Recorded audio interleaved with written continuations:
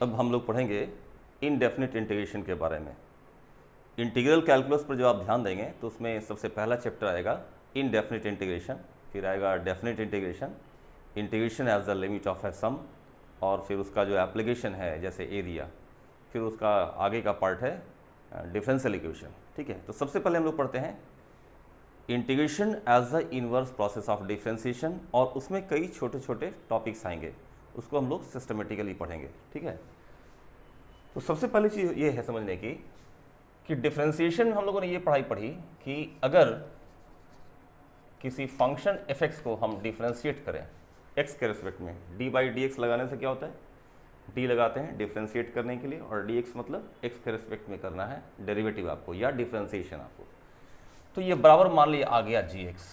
ठीक है, कहीं कहीं हम लोग f' भी लिखते हैं, f'(x) या f' ऐसे भी लिखते हैं। ठीक है, इस तरह से तो gx यानी f' कहलाया differential coefficient of fx with respect to x, या शॉर्ट में dc भी कर देते हैं या डेरिवेटिव भी कर सकते हैं। ठीक है, अब क्वेश्चन ये उठता है कि क्या ऐसा पॉसिबल है कि कोई ऐसा प्रोसेस कि हम fx निकालें gx में कोई मैथमेटिकल ऑपरेशन करके, तो वो आता है कि हाँ हो सकता है, वो उस प्रोसेस का नाम है इंटीग्रेशन। ठीक है, तो उसको ऐसे डिनोट किया गया कि अगर आपको fx चाहिए तो क्या करिए कि इस gx को इंटीग्रेट करिए, तो इंटीग्रेशन का सिंबल दिया गया ये ऐसे।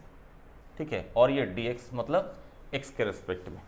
ठीक है, तो अगर gx fx का डेरिवेटिव है तो इसका मतलब हुआ कि इस gx को हम इंटीग्रेट करेंगे तो fx आ जाएगा। ठीक है, एट द सेम टाइम एक बात और समझने की है कि अगर हम fx plus arbitrary constant c को डिफरेंशिएट करते हैं x के रिस्पेक्ट में इस तरह से, तो भी gx ही आएगा, क्योंकि इसको आप डिफरेंशिएशन में पढ़े होंगे आप लोग फंडामेंटल रूल्स में कि प्लस और माइनस रहेगा तो सेपरेट कर लेते हैं, तो ये होगा d/dx of fx plus d/dx of c मतलब कांस्टेंट, तो कांस्टेंट का डेरिवेटिव तो जीरो हो जाता है।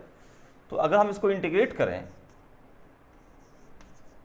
gx का इंटीग्रेशन करते हैं तो ये आ जाता है fx प्लस c, तो ये आर्बिट्ररी कांस्टेंट आता है। तो कई बार कंफ्यूजन आएगा कि gx का इंटीग्रेशन fx माना जाए कि fx प्लस c माना जाए, तो ये डिपेंड करता है इनिशियल कंडीशन पर। ठीक है, इसलिए हम लोग हमेशा इनडेफिनिट इंटीग्रेशन में ये आर्बिट्ररी कांस्टेंट c का इस्तेमाल जरूर करते हैं। ठीक है,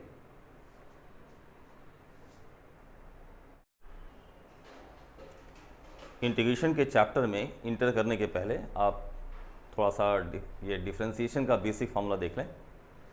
हम लोगों ने ये पढ़ा है कि अगर x⁴n को डिफरेंशिएट करते हैं तो होता है n इंटू x⁴n-1, यानी d/dx ऑफ x⁴n/n कर दें तो x⁴n-1 रह जाएगा। अब इसको इन्वर्स प्रोसेस से जाएं कि जस्ट इन्वर्स करते हैं तो क्या होगा, वो इंटीग्रेशन के थ्रू इस तरह निकल कर आएगा कि x⁴n-1 dx is equal to x⁴n/n, इस तरह से आएगा। या अगर n-1 की जगह हम x⁴n डाल देते हैं x⁴n dx तो आता है x⁴n+1/n+1, लेकिन ध्यान रहे आर्बिट्ररी कांस्टेंट लिखना हम लोग नहीं स्लिप करेंगे। ठीक है, फिर सेकंड होता है कि log x का जो डिफरेंशिएशन है ये 1/x होता है, तो आएगा कि इंटीग्रेशन ऑफ 1/x ये कितना होना चाहिए log x प्लस c। ठीक है, लेकिन इसका थोड़ा करेक्शन में जाएंगे तो log mod x का जो डिफरेंशिएशन होता है वो 1/x होता है। इस तरह 1/x का इंटीग्रेशन जो होता है करेक्ट फॉर्म में वो होना चाहिए log mod x plus c। ये तो फर्स्ट फॉर्मूला आपका ये है इंटीग्रेशन का, सेकंड ये है। ठीक है, इस तरह बढ़ेंगे कि d/dx ऑफ sin x वो कितना है cos x। इसका मतलब हुआ कि अगर हम cos x का इंटीग्रेशन निकालेंगे तो sin x आ जाएगा। ठीक है, अब यहाँ कन्फ्यूजन होता है, कभी कभी बच्चे बड़ा कन्फ्यूज होते हैं।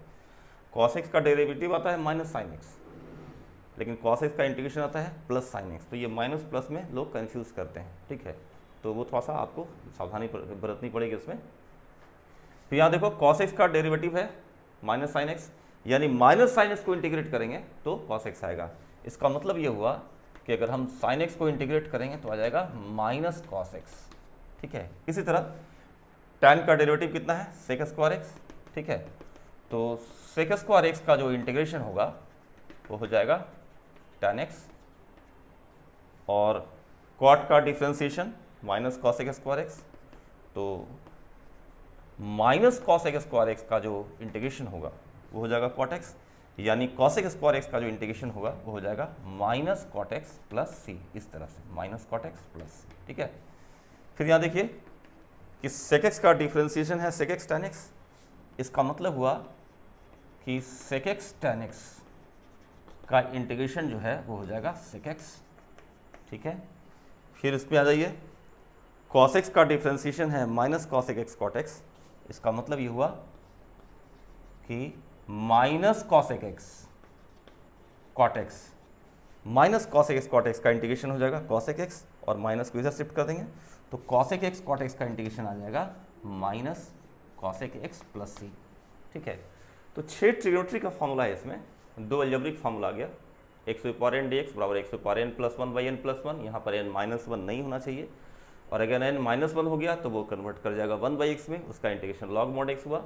और ट्रिग्नोमेट्री के आपके पास 6 फार्मूले मिलते हैं, देख लीजिए इसमें, जैसे sine cos tan cot sec cos x 6 था, तो उसी में इन्वर्स प्रोसेस में आएंगे तो देखेंगे कॉस एक्स का इंटीग्रेशन साइन एक्स का integration minus cos x, sec square x का integration tan x, cosec square x का minus cot x, sec x tan x का सेक एक्स, और कॉसेक एक्स कॉट एक्स का minus cos x, ठीक है। अब यहाँ एक चीज़ छूटेगा आपको, देखिएगा कि कॉस साइन का मिल गया, ठीक है, लेकिन बाकी 4 जो है टैन का, कॉट का, सेक का और कॉसेक का, वो इन्वर्स प्रोसेस से नहीं मिला है, ठीक है। जैसे यहाँ देखिए डिफ्रेंसिएशन हुआ ना, sine x cos x tan x cot x sec x cosec x, तो कॉस का इंटीग्रेशन मिल गया, साइन का इंटीग्रेशन मिल गया, लेकिन टैन का इंटीग्रेशन क्या होगा? आपको मिला है सेक स्क्वायर एक्स का इंटीग्रेशन, लेकिन टैन का इंटीग्रेशन क्या होगा? सिर्फ कॉसेक स्क्वायर एक्स का इंटीग्रेशन मिला है माइनस कॉट एक्स, लेकिन कॉट का इंटीग्रेशन क्या होगा, है ना। तो ये टैन एक्स का, कॉट एक्स का, सेक एक्स का, कॉस एक्स का डिफरेंशियल मिला, और फिर जो फंक्शन है उसका इन्वर्स में हमको मिल गया, लेकिन इसका इंटीग्रेशन क्या होगा? टैन एक्स का, कॉट एक्स का, है ना, सेक एक्स का, कॉस एक्स का, वो मिलेगा आपको इंटीग्रेशन बाई सब्स्टिट्यूशन, ठीक है। तो पहले ये 6 फॉर्मूला तो ध्यान रखना ही रखना है, ये ध्यान रहे कि इंटीग्रेशन में फॉर्मूला थोड़ा ज़्यादा मिलेगा, कहीं कहीं कुछ कॉम्प्लिकेटेड मिलेगा, तैयार रहना पड़ता है उसके लिए, अब थोड़ी प्रैक्टिस करेंगे तो हो जाएगा, ठीक है। फिर आता है इधर इन्वर्स प्रोसेस में आएंगे हम लोग, आएंगे सॉरी इन्वर्स प्रोसेस नहीं, इन्वर्स फंक्शन में साइन इन्वर्स एक्स का डिफरेंशिएशन होता है कितना? 1/√116²। तो अब आपको बात समझ में आ गई होगी कि हम लोग क्या करें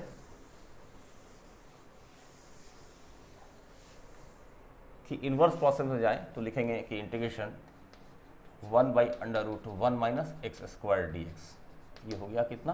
साइन इनवर्स एक्स प्लस सी, ठीक है। और सेकेंड आया कॉस इनवर्स एक्स का डिफ्रेंसिएशन है -1/√1 - x², यानी -1/√1 - x² का इंटीग्रेशन हम लोग कॉस इनवर्स एक्स लिख सकते हैं, ठीक है। अगर यहाँ माइनस नहीं रखते हैं तो यहाँ माइनस करना होगा, ठीक है।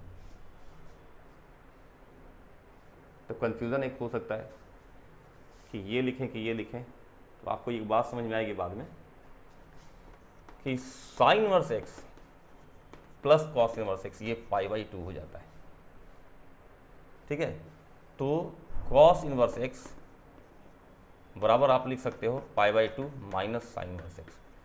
तो साइन इनवर्स एक्स में जो आंसर है इसको अगर हम π/2 माइनस कॉस इनवर्स एक्स लिख दें, ठीक है, या इसको आप ऐसा समझिए, यहाँ लिखा हुआ है minus π/2 minus sine inverse x plus C, तो क्या हो गया? Minus minus plus sine inverse x ये रह जाएगा, और आर्बिट्रेरी कांस्टेंट में कोई भी कांस्टेंट आप ऐड करें, सब्ट्रैक्ट करें, मल्टीप्लाई करें तो वो आर्बिट्रेरी कांस्टेंट ही बनता है। आप सी की जगह ज़्यादा से ज़्यादा क्या कर सकते हैं? सी डैश ले सकते हैं, मतलब सी माइनस π/2 को आप सी डैश लिखिए, वो भी एक आर्बिट्रेरी कांस्टेंट ही है। आर्बिट्रेरी कांस्टेंट मतलब वो कोई भी नंबर -∞ से ∞ के बीच हो सकता है। तो इनडेफिनिट इंटीग्रेशन में कभी कभी क्या होता है कि 2 अलग रास्ते पर चल जाएंगे तो इंटीग्रेशन के जो टर्म्स हैं वो अलग अलग दिखाई पड़ सकते हैं, लेकिन वो एक्चुअल में इंटरचेंजेबल होते हैं। दूसरी बात कि इंटीग्रेशन के सेम फंक्शन के 2 अलग अलग आंसर्स दिखाई पड़ रहे हों, उसमें केवल आर्बिट्रेरी कांस्टेंट का डिफरेंस होता है, तो वो दोनों में केवल कांस्टेंट का डिफरेंस होता है, तो वो डिफरेंस फिर माना नहीं जाता है, क्योंकि आर्बिट्रेरी कांस्टेंट में वो एडजस्ट कर जाता है, ठीक है। ठीक, इसी तरह अभी तो मैं वापस जाकर वही लिख देता हूँ कि यहाँ माइनस है और ये प्लस में, लेकिन मैंने पूरा प्रोसेस समझा दिया आपको, ठीक। इसी तरह tan इनवर्स एक्स का डिफरेंशिएशन है 1/1 + x², यानी 1/1 + x² का इंटीग्रेशन हम लिखेंगे tan इनवर्स एक्स प्लस सी। सेकेंड है cot इनवर्स एक्स का डिफरेंशिएशन है -1/1 + x², यानी -1/1 प्लस एक्स स्क्वायर का इंटीग्रेशन हम लोग कॉट इनवर्स एक्स प्लस सी लिख सकते हैं, ठीक है। या इसको हम -tan इनवर्स एक्स प्लस सी भी लिख सकते हैं, कोई फर्क नहीं पड़ता है। क्यों? यहाँ भी देखोगे कि tan inverse x plus cot inverse x क्या होता है, π/2 होता है। तो आप इस tan इनवर्स एक्स को π/2 माइनस कॉट इनवर्स एक्स लिखेंगे तो कॉट इनवर्स एक्स रह जाएगा, ठीक है। चलिए एक बार और देख लीजिए, इसको मैं लेता हूँ π/2 माइनस कॉट इनवर्स एक्स, तो कॉट ये minus minus plus cot inverse x रह जाएगा, ठीक है। और c माइनस π/2, तो ये जो c माइनस π/2 ये कन्वर्ट कर जाएगा एक न्यू आर्बिट्ररी कांस्टेंट में, मान लीजिए c डैश। तो आर्बिट्ररी कांस्टेंट c हो या c डैश, उसमें कोई फर्क नहीं होता है, ठीक है। इसी तरह अगले में आएंगे, सेक इनवर्स एक्स का जो डिफ्रेंसिएशन है वो है 1/x√x²-1, यानी 1/x√x²-1 जो है इसका इंटीग्रेशन हो जाएगा कितना, सेक इनवर्स एक्स प्लस सी, ठीक है। लेकिन यहाँ एक थोड़ा करेक्शन है जो आपके एनसीईआरटी में नहीं है, एनसीईआरटी में यही लिखा हुआ है, जब x जब पॉजिटिव होता है तब तो ये फार्मूला सही है, लेकिन जब x नेगेटिव भी हो तब ये फार्मूला जो है वो गलत हो जाता है, ठीक है। यानी सेक इनवर्स एक्स लें और x की वैल्यू -1 से कम चली जाए, है ना, उसका डोमेन होता है लेस देन -1 और मोर देन 1, तो -1 से कम के लिए फार्मूला नहीं होता है, क्योंकि सेक इनवर्स एक्स की जब आप ग्राफ देखेंगे ना तो उसका ग्राफ हमेशा इंक्रीजिंग फंक्शन आएगा, मतलब डिफ्रेंसिएशन हमेशा प्लस में आता है, इसलिए यहाँ पर करेक्शन होता है कि ये मॉड लगा दिया जाए, ठीक है। तो इसी तरह इनडेफिनिटेशन में यहाँ मॉड होना चाहिए। तो इनडेफिनिटेशन में क्या है कि हम लोग मानकर चलते हैं कन्वेंशनल रीजन, मतलब सबसे आसान सबसे सहज जो रीजन है इंटरवल है वहाँ स्टडी किया है, तो यहाँ पॉजिटिव ऑलरेडी मानकर चला ही जाता है इंडेफिनिटेशन, इसलिए मैंने मॉड नहीं लिखा, ठीक है। लेकिन जब फॉर्मूले में जाएंगे एक्यूरेट फॉर्मूले में, तो ये सेक इनवर्स एक्स का डेरिवेटिव 1/(x√x²-1) है।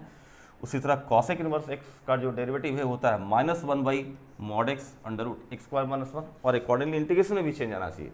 लेकिन इनडेफिनिटेशन में चूंकि रीजन मेंशन नहीं रहता है तो हम लोग कन्वेंशनल रीजन यानी कि जो सबसे आसान फॉर्मूला दे वो रीजन वो इंटरवल लेके चलते हैं, तो पॉजिटिव मानकर चला ही जाता है इसमें, ठीक है। तो फिर अगला आएगा इंटीग्रेशन -1/(x√x²-1), आप इसको minus cosec inverse x, sorry क्या है, कॉसेक इनवर्स एक्स प्लस सी लिख सकते हैं, ठीक है, या -सेक इनवर्स एक्स प्लस सी भी लिख सकते हैं।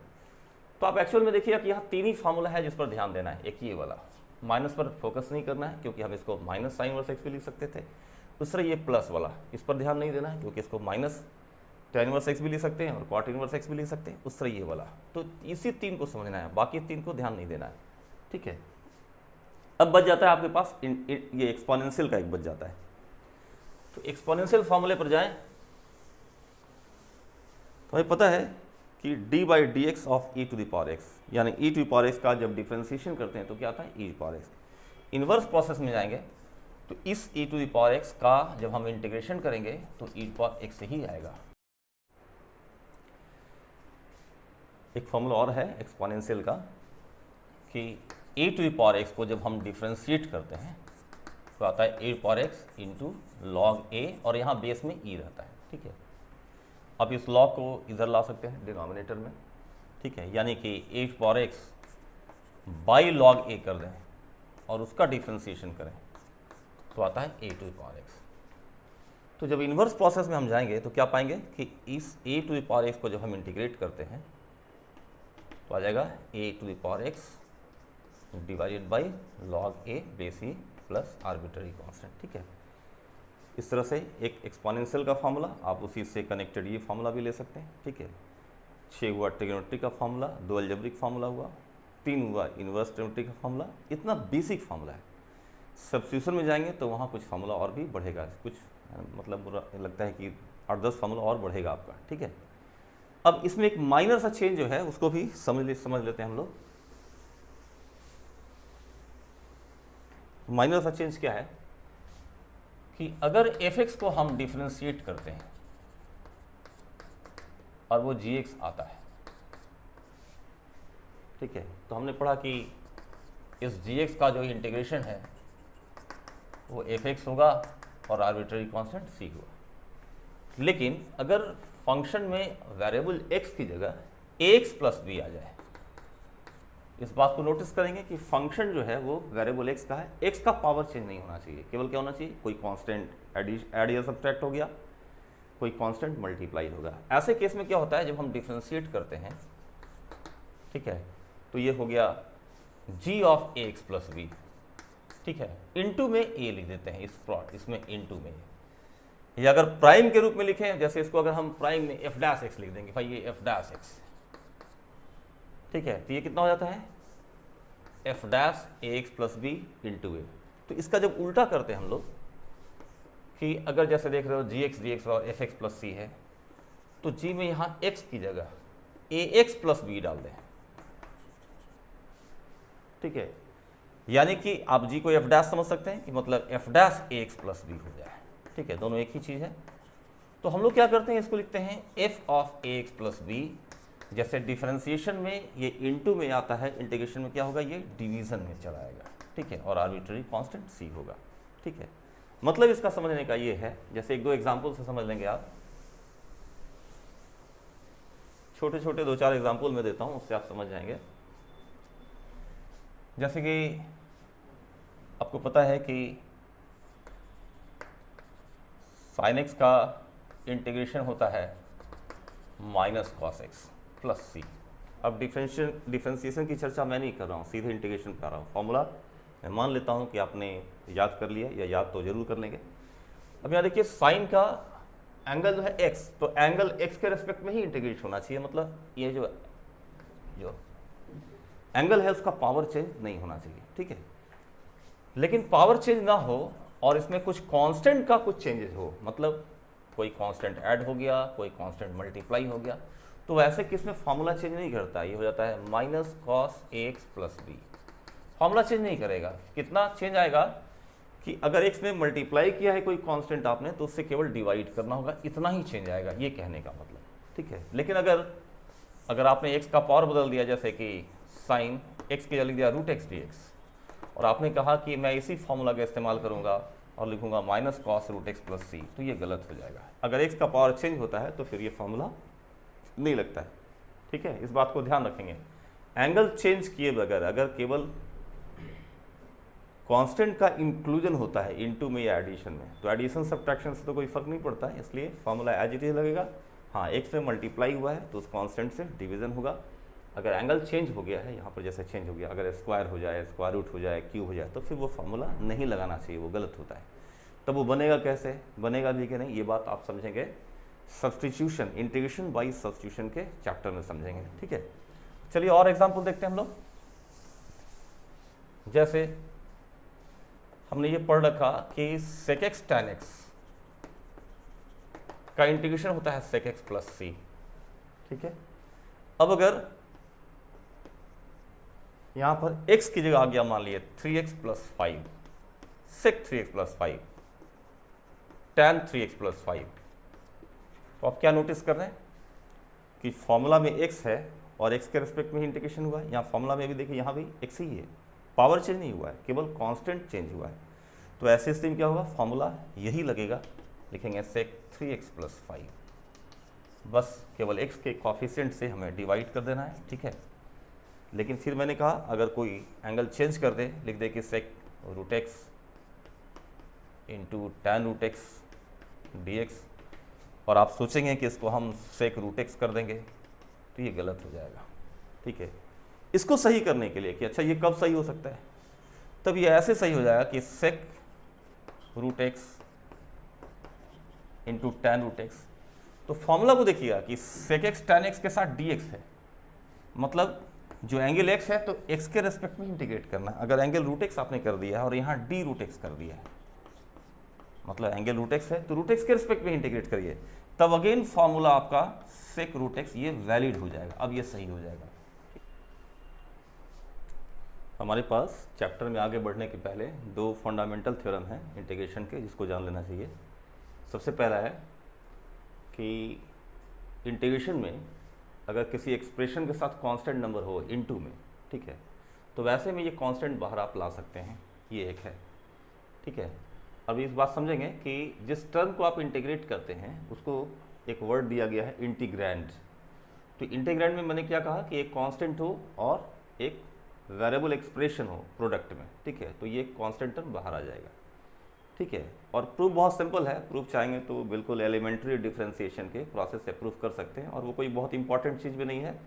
फिर भी मैं इसको दिखा देता हूँ, जैसे प्रूफ के तौर पे कि अगर मान लिया आपको डिफरेंशिएट करने दिया जाए कि d by d x of k into integral f x d x, ऐसा करें, क्या करते हैं डिफरेंशिएशन में, याद होगा आपको बताया गया है कि ये के बाहर आ जाता है, तो ये हो जाएगा k into d by d x और integration of f x d x, ऐसे। तो क्या होगा, d by d x integration f x d x, और दोनों एक दूसरे का इन्वर्स प्रोसेस है, ये इसको इंटीग्रेट करेगा और फिर इंटीग्रेशन से जो टर्म आएगा उसको डी बाई डी एक्स वापस डिफरेंशिएट करके वहीं पहुंचा देगा, तो ये रिजल्ट आ जाएगा के इंटू एफ एक्स, ठीक है। तो इसका मतलब हुआ कि के into integral f x d x का डेरिवेटिव है के एफ एक्स, इसका मतलब हुआ इसको इंटीग्रेट करेंगे तो ये टर्म आ जाएगा, यानी कि इंटीग्रल के एफ एक्स डी एक्स बराबर हो जाएगा दिस टर्म, यानी के into integral f x d x, ठीक है। तो एक सिंपल चीज़ यही ध्यान रखना है कि अगर किसी एक्सप्रेशन में कोई कांस्टेंट नंबर मल्टीप्लाइड है तो उसको आप बाहर ला सकते हैं, बस इतना ही है। और अगर ये के वेरिएबल रहा तब नहीं कर सकेंगे। सेकंड थ्योरम है कि अगर मैंने दो दिखाया, लेकिन दो से ज़्यादा भी हो सकता है, 10, 20, 50, 100 भी हो सकता है, दो या दो से ज़्यादा एक्सप्रेशन आपस में प्लस या माइनस से अटैच हो तो उनको सेपरेट किया जा सकता है। इसका सेंस यही है कि एफ एक्स प्लस 5x उसको इंटीग्रेट करना है तो आप बारी बारी से करेंगे, integral f x plus integral 5x, अगर माइनस है तो माइनस में भी। यहाँ इनटू और डिवीज़न में ये मेथड नहीं लागू होता है, ठीक है, सिर्फ एडिशन सब्ट्रैक्शन में होता है, ठीक है। अब जैसे छोटा सा दोनों को मिलाकर छोटा सा एग्जाम्पल देख लेते हैं हम लोग। जैसे क्या आपको दिया कि इंटीग्रेशन, ठीक है, a0 plus a1x plus a2x square and so on up to an x to power n dx, ऐसा दे दिया गया, जिसमें a0 a1 a2 up to an क्या है, ये सब कॉन्स्टेंट्स हैं। तो कैसे करेंगे, इसमें दोनों थ्योरम एक साथ अप्लाई हो जाएगा। पहले तो इसके बेसिस पर हम लोग सेपरेट करेंगे इसको, तो ऐसे होगा integral a0 dx plus integral a1x dx plus integral a2x square dx, है ना, and so on to integral an x to power n dx, ठीक है।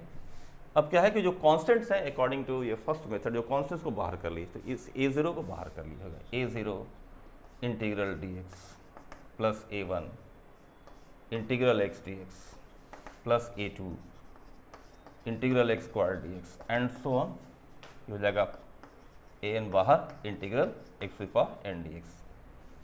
अब ये वैल्यू फर्स्ट में आ जाएगी a0 इंटू ये इंटीग्रल dx हो जाएगा x, ठीक है। नए बच्चों के लिए कि क्यों x हो जाता है, आप उसको ऐसे समझ सकते हैं कि इंटीग्रल dx का मतलब हुआ integral x to power 0 dx, ठीक है। तो x to power n dx का जो फॉर्मूला है आपको याद होगा, कितना होता है, x to power n plus 1 by n plus 1 plus c। तो आप देखेंगे कि ये x हो जाएगा, ठीक है, इसलिए x लिखा गया, ठीक है।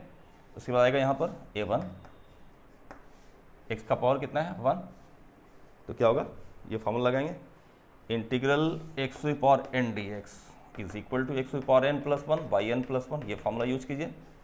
तो यहाँ पर n की जगह 1 है और ये हो जाएगा n प्लस 1 यानी 2 हो जाएगा पावर, तो होगा x स्क्वायर बाई 2। उसी तरह ये देखिए यहाँ x स्क्वायर है तो पावर कितना हो जाएगा 3 बाई 3, ठीक है, एंड सो ऑन, ये लास्ट में आ जाएगा an x to power n plus 1 divided by n plus 1 और लास्ट में आर्बिट्रेरी कांस्टेंट c लिख देंगे, ठीक है। मैं कुछ बेसिक सवाल सिखाना चाह रहा हूँ आपको, जो फर्स्ट टाइम लर्नर्स के लिए बहुत ज़रूरी होता है, चाहे वो किसी भी डिसिप्लिन के हो, मतलब चाहे वो इंजीनियरिंग की तैयारी करता हो या मेडिकल की तैयारी करता हो, क्योंकि उसको फिजिक्स पढ़ना है, या इवन कॉमर्स वाले भी, उनके लिए भी, ठीक है। तो उसको ध्यान से देखेंगे। पहला जो सवाल है ये प्योर अलजेब्रिक सवाल है, इसमें कोई ट्रिग्नोमेट्री का टेस्ट नहीं है, ठीक है। इसमें सिर्फ ये फॉर्मूला इफेक्टिव होगा, x to power n dx integration is equal to x to power n plus 1 by n plus 1 plus c। तो आपको क्वेश्चन देखकर, एक्सप्रेशन देखकर पहचानने की आदत भी डालनी पड़ेगी, ठीक है। तो हम लोग क्या करते हैं, इसमें न्यूमरेटर को एक्सपैंड कर लिए, ये हो गया x square plus 2x plus 1 by ये x to power 1 by 2 dx। अब सेपरेट करते जाइए इसको, x स्क्वायर में x to power half divide करेंगे तो आएगा x to power 3 by 2 plus 2 into x to power ये 1 है और हाफ डिवाइड कीजिएगा, यानी हाफ सब्ट्रैक्ट कर देगा, x to power half divide करेगा तो ये हो जाएगा 1 बाई 2 प्लस ये 1/x का पावर हाफ है, तो ऊपर जाकर ये x का पावर -½ हो जाएगा। ठीक है, इस तरह हम लोग सेपरेट कर दिए।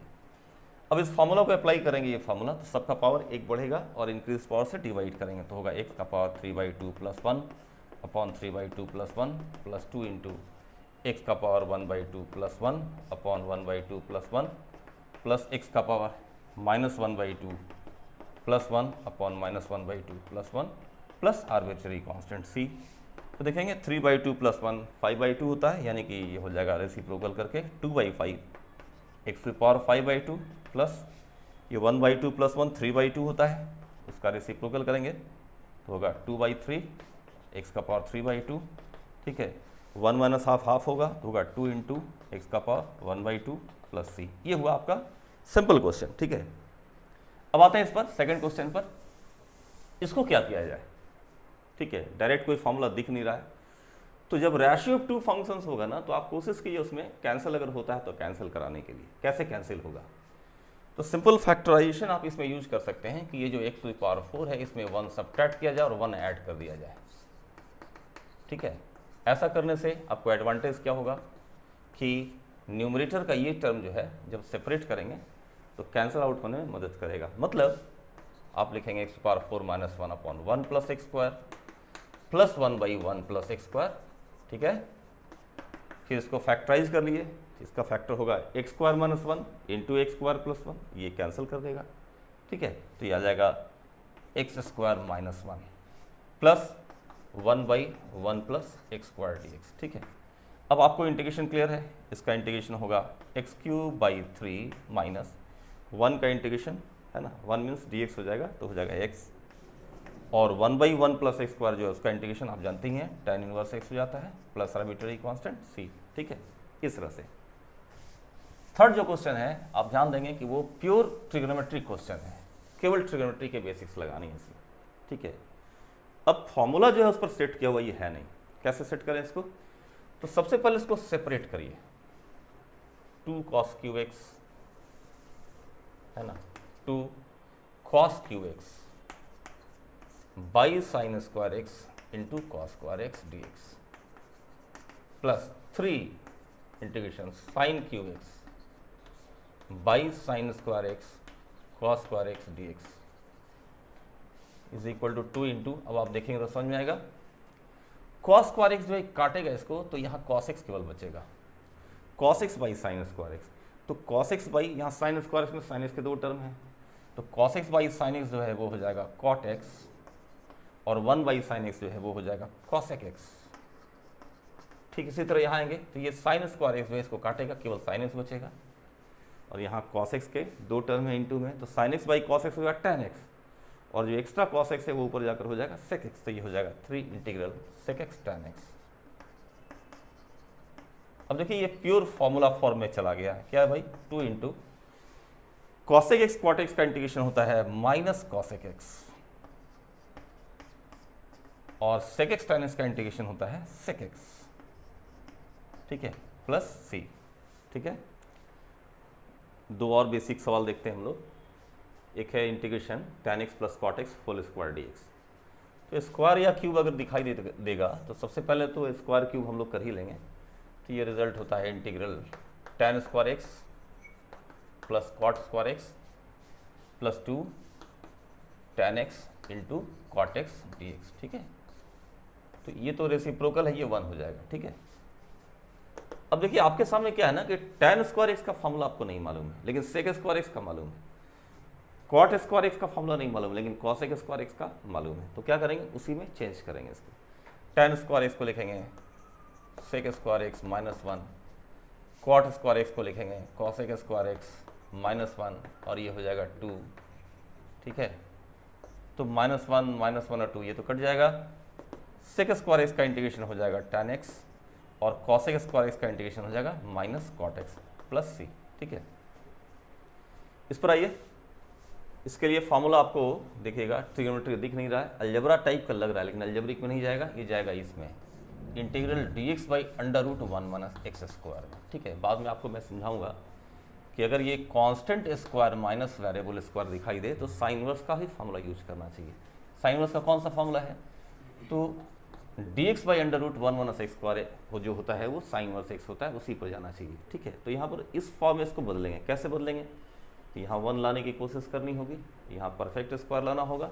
ठीक है, तो हम लोग क्या करते हैं, ये तो बहुत सिंपल है कि इसमें 4 कॉमन ले लीजिए, तो जाएगा 1/(x²), ये 4 बाहर कर लीजिए तो जाएगा 3/2 integral d x by under root 1/(x²). ठीक है, तो ये हो जाएगा 3/2 साइन इनवर्स एक्स। ठीक है,